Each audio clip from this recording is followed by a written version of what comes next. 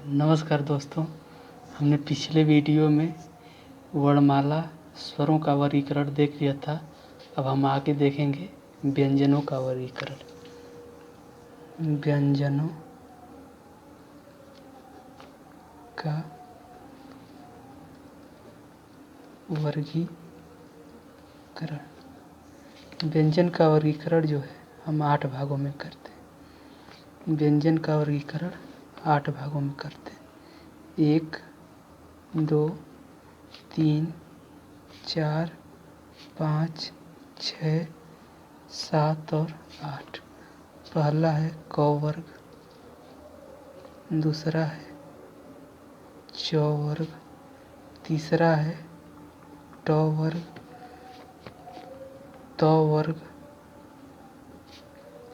प वर्ग, अंतस्थ, ऊष्म और संयुक्त।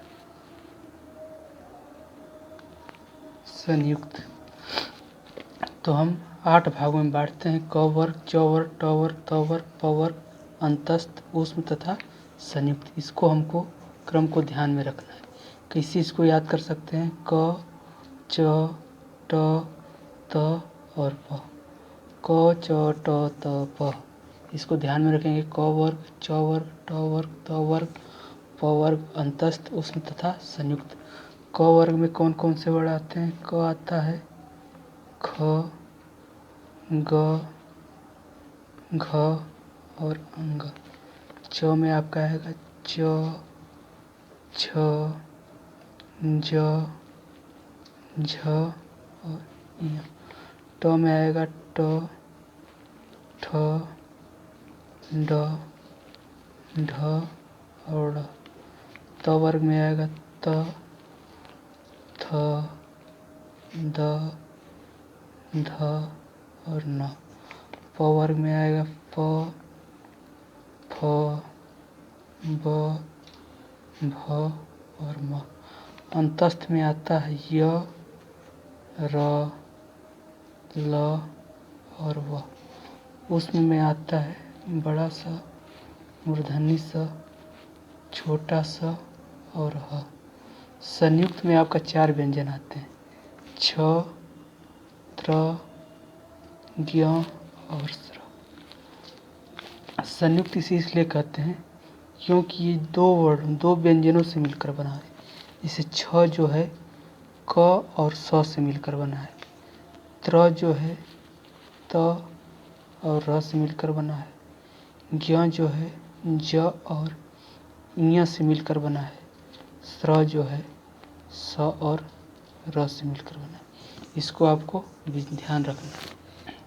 छ जो है क और स से, त्र जो है त और र से, ज्ञ जो है ज और ञ से, स्र जो है स और र से मिलकर बनता है।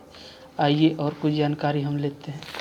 ये जो क से लेकर म तक जो है, इन 25 व्यंजनों को हम स्पर्श व्यंजन कहते हैं। स्पर्श व्यंजन कहते हैं। स्पर्श व्यंजनों की संख्या कितनी है? 25। उसके बाद च, छ, ज और झ को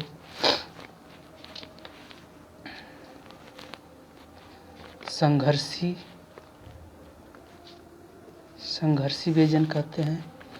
यहाँ ड और ढ के नीचे बिंदी लगा दें तो इसको ड़ और ढ बोलते हैं। इसको हम लोग द्विगुण या उत्क्षिप्त व्यंजन बोलते हैं। उत्क्षिप्त व्यंजन बोलते हैं। ये जो क है, क, ख, ग, ज और फ, इनको हम लोग आगत व्यंजन बोलते हैं।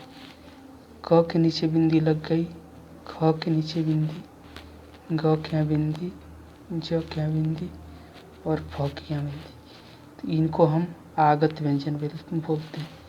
लेकिन मुख्य रूप से 2 ही इस समय प्रयोग में हो रहे हैं, ज और फ। इनको ही मुख्य रूप में यही आजकल प्रयोग होते हैं। तो मुख्य रूप से दो ही माने जाते हैं, इनका प्रयोग अभी कम हो गया है। तो ये हो गया आपके यहाँ से। और उसके बाद हम लोग देखते हैं भ और झ अमानक व्यंजन मानते हैं। अमानक व्यंजन भ और झ को हम लोग अमानक व्यंजन मानते हैं। तो और यहाँ पर देखिए य और व जो है, य और व इन दोनों को हम लोग अर्ध स्वर कहते हैं। अर्ध स्वर कहते हैं। इसमें जो र है इसको हम लोग लुंठित कहते हैं। लुंठित वर्ण, लुंठित वर्ण कहते हैं। और ल को हम लोग पार्श्विक, पार्श्विक व्यंजन कहते हैं। तो इस प्रकार हम लोगों ने व्यंजनों का वर्गीकरण देख लिया। अब हम लोग आगे चलते हैं, देखेंगे उच्चारण स्थान। अब हम लोग देखेंगे उच्चारण स्थान के बारे में, जो कि एक बहुत ही महत्वपूर्ण है। इसमें बहुत ही कन्फ्यूजन रहता है, लेकिन हम एक मैप के माध्यम से आप लोगों को दिखाएंगे, एक ग्राफ के माध्यम से बताएंगे। इसको आप लोग विशेष ध्यान में रखिएगा और इससे आपके सभी क्वेश्चन जो हैं सॉल्व हो जाएंगे। तो आइए देखते हैं उच्चारण स्थान। उच्चारण स्थान, उच्चारण स्थान।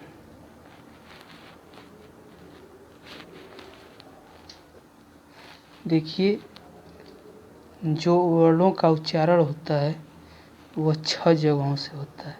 6 स्वर यंत्रियों से होता है। इस 6 स्वरयंत्रियाँ कौन है, इसको आप लोगों को याद करना पड़ेगा। 1 2 3 4 5 और 6। मुख्यतः तो 5 ही माना जाता है, लेकिन 6 याद करना पड़ेगा आपको। कौन से हैं? कंठ, कंठ, तालव्य, मूर्धन्य, दंत, ओष्ठ और नासिक्य। नासिक्य कौन कौन से हो गए? कंठ, तालव्य, मूर्धन्य, दंत, ओष्ठ, नासिक्य। इसको याद करना पड़ेगा आपको। कंठ, तालव्य, मूर्धन्य, दंत और ओष्ठ। इसको 5 बार बोलिएगा। कंठ, तालव्य, मूर्धन्य, दंत और ओष्ठ। कंठ, तालव्य, मूर्धन्य, दंत और ओष्ठ। कंठ में देखिए कैसे हम लोग कंठ के द्वारा किसका किसका उच्चारण किया जाता है। तो लिख लीजिए क, ख, ग, घ और ये 5वां अक्षर जो है इसको हम यहाँ लिख देंगे अंग। इसी प्रकार अब च वाला जिसे हम बताए थे ना, क च ट त प, इसको विशेष ध्यान रखना है। क च ट त और प, क च ट त प, इसको आप लोग विशेष ध्यान में रखेंगे। तो पहले हम व्यंजनों का देख लेते हैं उच्चारण स्थान कितना। इस ग्राफ को बहुत ध्यान से देखिएगा, इसी ग्राफ के माध्यम से आपको सब चीज़ें क्लियर हो जाएंगी। तो कंठ में लिखेंगे क, ख, ग, घ और अंग हम यहाँ पे नासिक में ला देंगे। उसी प्रकार से च, छ, ज, झ और ये यहाँ लिख देंगे। इस ग्राफ को आप ध्यान से देखिएगा। उसके बाद ट, ठ, ड, ढ और ड़ को यहाँ ला देंगे। त, थ, द, ध और न को यहाँ ला देंगे। प, फ, ब, भ, म। तो एक बात का आप ध्यान रखिए कि इसको क्रम से तो याद रखना ही है। पहले कंठ, फिर तालव्य, फिर मूर्धन्य, फिर दंत, फिर ओष्ठ और नासिक। तो पहले कंठ में पूरा क वाला आएगा, लेकिन 5वां अक्षर जो अंग है वो नासिक में चला आएगा। उसके बाद च आएगा, च, छ, ज, झ उसके बाद यहाँ चलाएगा, ट ठ ड ढ ड़ यहाँ हो जाएगा, त थ द ध न यहाँ आ जाएगा, प फ ब भ और म यहाँ आ जाएगा। तो क च ट त फ इस क्रम को याद रखिएगा और इसी क्रम में आप सजाते हुए चले जाएंगे। तो ये आपका हो गया व्यंजनों का। आइए अब हम स्वरों को देख लेते हैं। अब स्वरों को भी इसी ग्राफ में हम सेट करेंगे। देखिए कैसे सेट करते हैं। पहले हम लेते हैं अ और आ। अ और आ। अ और आ को हम कंठ में, अ आ का जो होता है कंठ होता है। अ आ के बाद आता है ई और ई, तो ई और ई को हम यहाँ रख देंगे। उसके बाद आपका आता है ऊ। तो ऊ को एकदम लास्ट में लेके चलाइए, ओस्ट पे एकदम लास्ट वाले में, ऊ और ऊ को। तो अ आ हो गया, ई हो गया, ऊ हो गया।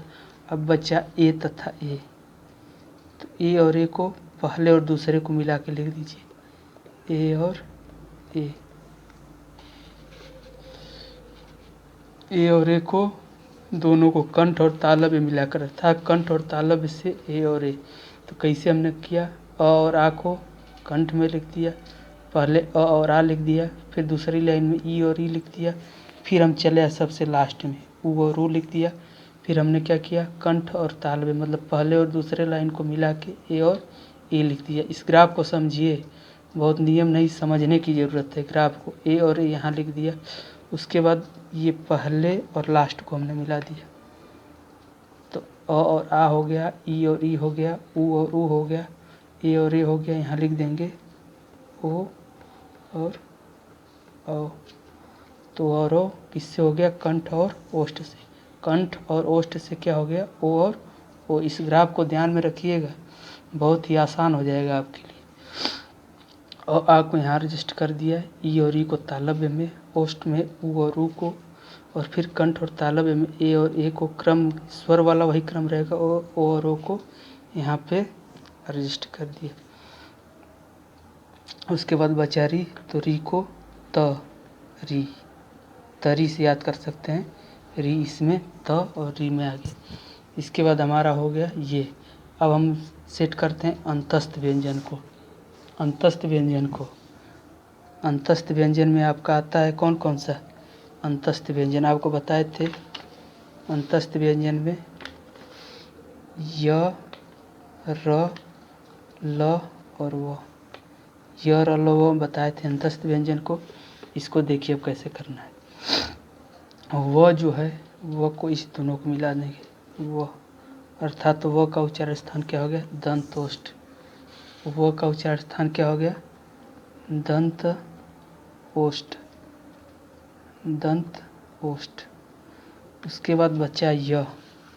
य को हम लोग यहाँ पे सेट कर देंगे, चाय। इसको चाय से याद कर सकते हैं, चाय या मतलब तालव्य में, तालव्य वाली लाइन में आ जाएगा य, तालव्य में य। उसके वाला य रलत, इसको दंत मूल कहते हैं, इसको आपको अलग से याद रखना होगा। दंत मूल, दंत मूल में आपका आ जाता है र और ल, र और ल दंत मूल में आ जाता है।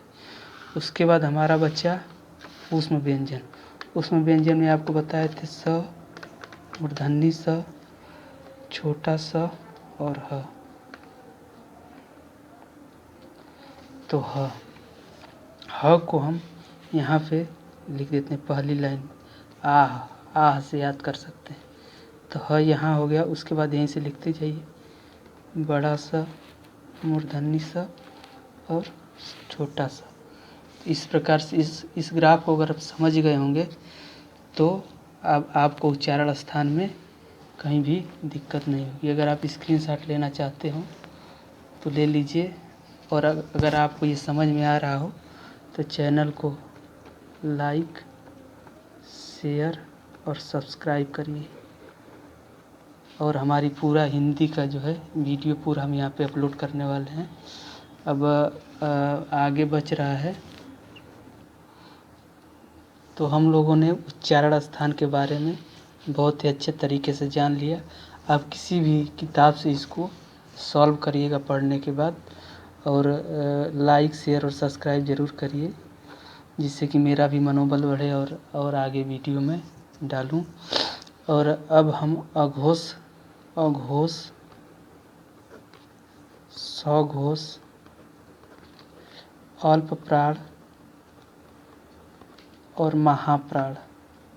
महाप्राण ये जो 4 बच रहे हैं, इसको हम लोग अगली वीडियो में देखेंगे और उसके साथ कुछ क्वेश्चनों की प्रैक्टिस करेंगे।